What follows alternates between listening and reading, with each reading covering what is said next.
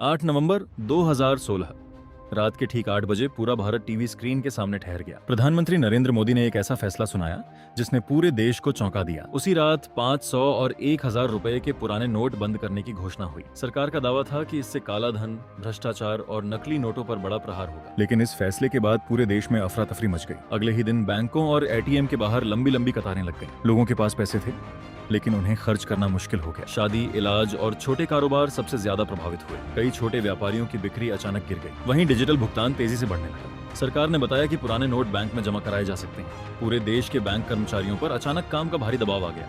ATM में नए नोटों के हिसाब से मशीनें बदलनी पड़ी।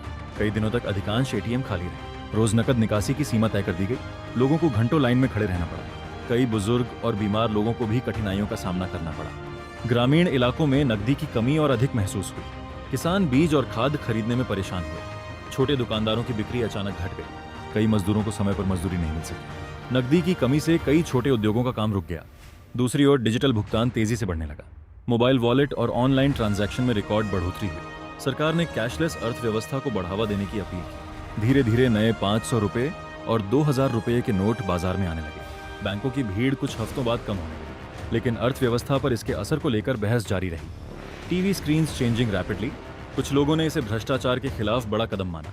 वहीं कई विशेषज्ञों ने इसके आर्थिक प्रभाव पर सवाल उठाए। नोटबंदी के बाद लाखों करोड़ रुपए पुराने नोट बैंकों में वापस जमा हो गए। भारतीय रिजर्व बैंक की रिपोर्ट ने बताया कि अधिकांश प्रतिबंधित मुद्रा बैंकिंग सिस्टम में लौट आई। इसके बाद यह बहस शुरू हुई कि क्या नोटबंदी अपने सभी उद्देश्यों में सफल रही। समर्थकों का कहना था कि इससे डिजिटल भुगतान और टैक्स अनुपालन को बढ़ावा मिला।